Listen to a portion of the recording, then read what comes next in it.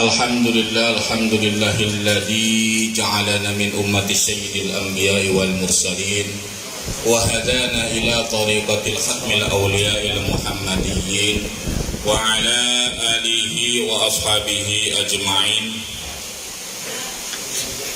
Allahumma salli ala sayyidina Muhammadin al-fatihi lima ughliqa wal khatimi lima sabaq nasiril haqqi bil haqqi wal hadi ila siratikal mustaqim wa ala alihi haqqa qadrihi wa miqdarihi al-azim. Subhanaka la ilma lana illa ma 'allamtana innaka antal alimul hakim. Rabbi israh li sadri wa yassir li amri wahlul 'uqdatam min lisani yafqahu qawli. A'udzu billahi minasy syaithanir rajim. Bismillahirrahmanirrahim.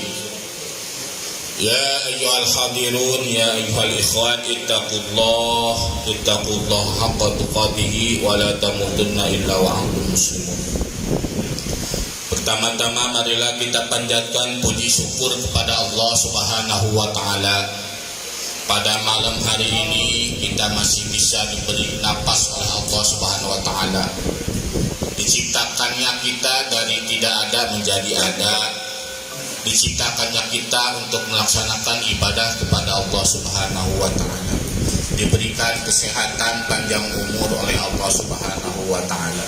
Mudah-mudahan dengan hadirnya kita di sini menjadi wasilah turunnya maghfirah dari Allah Subhanahu wa taala. Menjadi wasilah turunnya rahmah dari Allah Subhanahu wa taala. Menjadikan wasilah turunnya berkah dari Allah Subhanahu wa taala. Shalawat serta salam semoga disampaikan kepada habibana wa nabiyana al-karim baginda Rasulullah sallallahu alaihi wasallam. Mudah-mudahan kita semua yang hadir di sini diaku menjadi umatnya baginda Rasulullah sallallahu alaihi wasallam. Diaku menjadi muridnya Syekh Ahmad bin Muhammad At-Tijani radhiyallahu anhu. Mudah-mudahan yang hadir di sini semuanya panjang umur, berikan kesehatan oleh Allah Subhanahu wa taala. Yang punya hutang dilunaskan hutangnya, yang lagi sakit disehatkan sakitnya, yang mencari ilmu mudah-mudahan berhasil mendapatkan ilmu yang baru. Yang saya hormati orang tua saya Kiai Haji Zaid bin Muhammad bin Yusuf, mudah-mudahan beliau dipanjangkan umurnya oleh Allah Subhanahu wa taala. Kiai Haji Muhid dari Malang yang saya hormati, serta Abna Al-Habib Luqman bin Muhammad At-Tayyib, Al-Habib Muhammad bin Luqman, Al-Habib Hasan bin Luqman, Habib Ali bin Luqman bin Al-Habib Abdullah, Al-Habib Mustafa, Abna Kiai Da'i Kiai Haji Abdul Ghaffar, serta Abna Kiai Syekh Ubaidillah bin Muhammad bin Yusuf. Tidak bisa saya sebutkan satu persatu, tidak mengurangi rasa hormat kepada beliau semua. Mudah-mudahan semuanya beliau dipanjangkan umurnya oleh Allah Subhanahu wa taala. Amin amin. Serta yang saya hormati Sahibul Hal Kiai Haji Zainul Arifin, serta para putra-putra Al-Maghfurlah Kiai Haji Umar Said. Mudah-mudahan beliau semua dipanjangkan umurnya oleh Allah SWT, menjadi teladan untuk murid-muridnya Kiai Haji Umar Said. Saya mewakili anak muda mungkin ya. Kalau masalah ilmu, masalah tua banyak yang lebih tua dari saya. Kalau masalah ilmu juga banyak yang lebih tinggi dari saya. Cuma ini tugas, yang namanya tugas harus dijalankan gitu ya. Sama pribumi disuruh untuk sedikit bukan memberi tausiah, memberi nasihat ya. Saya juga masih perlu nasihat. Ini cerita cerita singkat saja ya. Yang saat pertama kita acara ini memperingati hal yang ketujuh Kiai Umar Said. Mudah-mudahan beliau diberikan kenikmatan kubur oleh Allah SWT. Keduanya memperingati haul Syekh Ubaidillah bin Muhammad bin Yusuf. beliau ini sosok yang sudah meninggal dan kita pun akan menyusul. Beliau dulu sering membobor Habib Muhammad bin Ali At-Thayyib. Malahan sebelum meninggal Kiai Umar Sang itu sempat ziarah ke Habib Muhammad At-Thayyib dalam keadaan sakit gitu. Sampai naik pesawat katanya. Beliau tuh berupaya untuk hadir meskipun dalam keadaan sakit. Hadir naik pesawat, setelah ziarah ke Makbarah Al Habib Muhammad, beliau pulang lagi ke Surabaya. Itulah tanda mahabbah. Tidak ada alasan untuk mengurus.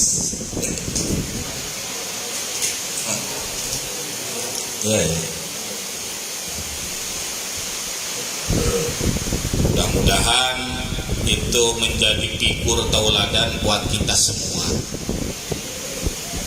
Guru kita yang dihawalin ini begitu cintanya terhadap gurunya. Makanya dalam keadaan sakit pun beliau sempat dan menyempatkan. Nah, mudah-mudahan kita bisa meniru apa-apa yang dicontohkan oleh beliau. Apalagi sekarang para sesepuh kita khususnya di Thariqah At-Tijaniyah udah pada nggak ada. Kalau nggak ada generasi muda yang siap bertempur, siap mensyiarkan Thariqah At-Tijaniyah, mau siapa lagi? Makanya alhamdulillah dari Bogor ke sini semua menyambung silaturahmi yang dicontohkan oleh orang tua kita dulu. Kalau dulu kan naik kereta lama dari Bogor ke Surabaya, kalau sekarang kan cukup 10 jam, 12 jam ya. Alhamdulillah, ini kita bisa berkumpul di sini berkat doanya para leluhur kita.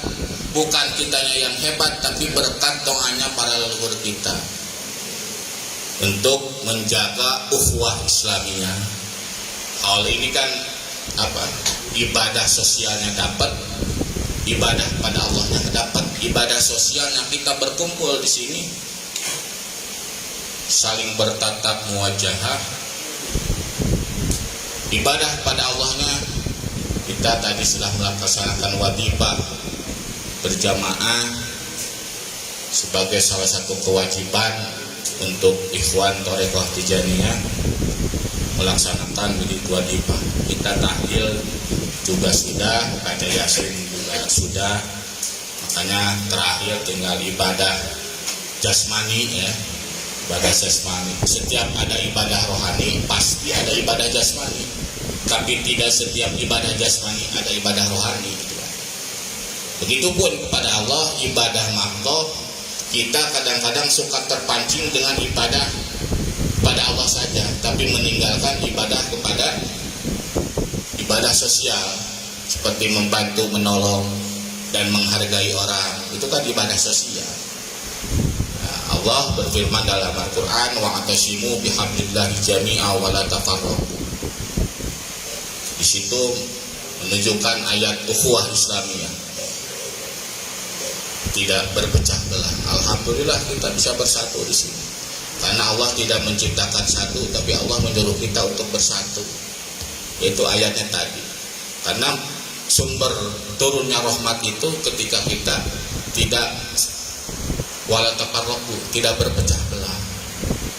Keduanya turunnya rahmat itu ketika kita memperingati hal ulama besar, panutan, itu akan menimbulkan keberkahan dan rahmat dari Allah Subhanahu wa taala. Makanya mudah-mudahan pulang dari sini kita mendapatkan keberkahan dari Allah Subhanahu wa taala. Yang asalnya tidak khusyuk menjadi khusyuk, yang asalnya malas beribadah jadi tambah giat ibadah pada Allah Subhanahu wa taala. Karena sebelum anak kita soleh, kita dulu yang harus soleh. Jangan berharap anak soleh kalau orang tuanya tidak mencontoh soleh. Orang yang berilmu belum tentu soleh, tapi orang yang soleh pasti punya ilmu, minimal ilmu kesolehannya gitu. Itu seperti contoh, kita minta gelas belum tentu dengan airnya, tapi ketika minta air pasti pasti dengan gelasnya. Ketika akhirat diminta pasti dengan dunianya, tapi dunia diminta belum tentu dengan akhiratnya. Situ. Makanya kita alhamdulillah masih diberi napas pun udah alhamdulillah. Jangankan masalah rezeki, diberi napas, diberi nyawa pun udah alhamdulillah. Yang banyak dosa masih diberi waktu oleh Allah untuk bertobat kepada Allah. Yang punya salah kepada orang masih diberi waktu untuk meminta maaf kepada orang. Yang punya utang masih diberi waktu untuk mencari, untuk membayar utang. Makanya nikmat yang paling besar itu diberikan kesehatan, diberikan nyawa, napas oleh Allah Subhanahu wa taala. Makanya orang ketika berteman dengan orang ikhlas menerima kekurangan sebelum ikhlas menerima kelebihan. Kalau ikhlas menerima kelebihan ya banyak yang mau, tapi sedikit orang yang ikhlas menerima kekurangan. Maka saya juga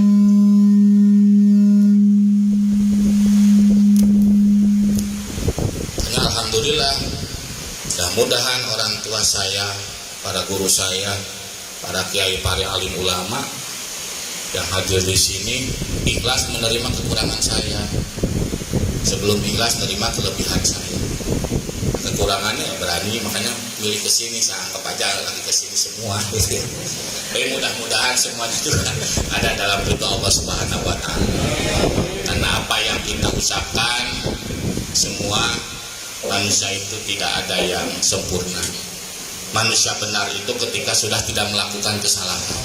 Jadi dari zaman Nabi Adam sampai sekarang nggak ada manusia yang benar. Karena manusia yang benar itu ketika sudah tidak melakukan kesalahan. Apabila saya tanya semua di sini, ada nggak yang tidak mempunyai dosa?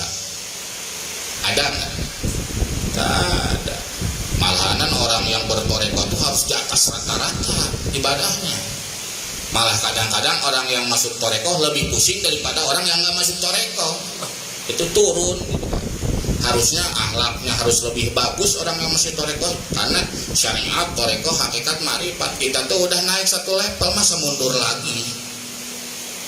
Mencari uang tuh udah nggak harus sulit kalau orang toreko tuh, karena udah tahu dan mata korban.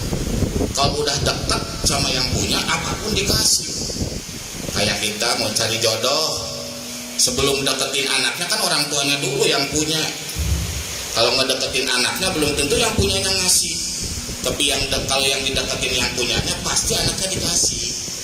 Nah, begitupun kita berdoa kepada Allah Subhanahu wa taala. Semakin kita mengharap meminta pahala kepada Allah, maka Allah akan menuntut kepada keikhlasan dan kebenaran dalam beribadah. Makanya di pahala itu sebab akibat. Gak harus dipinta pun turun gitu. Makanya ikhlas mukhlis itu di situ. Kita fokus kepada ibadah kepada Allah Subhanahu wa taala tanpa mengharap apapun. Karena apa? Kalau mengharap ya makomnya masih roja ya. Kan ada khauf, roja dan mahabbah. Kalau khauf ibadah kepada Allah itu takut kepada Allah. Kalau roja mengharapkan ibadahnya itu pengen surga saja. Tapi kalau mahabbah, surga dan neraka itu bukan tujuan. Tapi cinta kepada Allah, rahmat, ridho kepada Allah itu melebihi surga dan neraka. Seperti yang dicontohkan oleh Siti Robiah Adawiyah. Kalaupun misalnya saya ibadah kepada Allah karena surga, maka tutup pintu neraka. Ketika saya takut ibadah kepada Allah, takut karena masuk neraka, tutup pintunya surga. Nah, makanya Torekoh Tijaniyah adalah Torekoh mahabbah wa syukri. Syukur dan cinta kepada Allah. Cinta itu menerima kelebihan, menutupi kekurangan. Itulah yang disamakan cinta. Menerima yang hak, menutupi kekurangan. Mudah-mudahan kita semua bisa seperti itu. Karena saripati semua amalan ada di makom mahabbah. Mahabbahnya kita di sini ada yang 5%, ada yang 10%, ada yang 15%, enggak ada yang 100%. Karena cinta yang hakiki hanyalah kepada Allah, kepada Rasulullah SAW. Segitu yang dapat saya sampaikan. Ini cuma sekilas ya. Mudah-mudahan ada manfaatnya itu. Saya nggak bisa panjang lebar kalau di sini ya. Kalau di luar sejam biasanya bisa, sejam setengah bisa, tapi di sini saya nggak bisa. Mohon maaf yang sebesar-besarnya kepada guru-guru saya, kepada para alim ulama, para kiai di sini, para muqaddam Torekoh Tijaniyah. Semua mudah-mudahan intinya dalam hal ini yang dihaulkan mudah-mudahan mendapatkan nikmat kubur, keluarga yang ditinggalkan mudah-mudahan bisa memperjuangkan dan melanjutkan apa-apa yang dicontohkan oleh abah-abahnya beliau. Kemudian yang kita sebagai yang hadir, sebagai yang memperingati haul, mudah-mudahan pulang dari sini mendapatkan keberkahan yang sesuai harapan kita. Wal afu bikum, wassalamualaikum warahmatullahi wabarakatuh.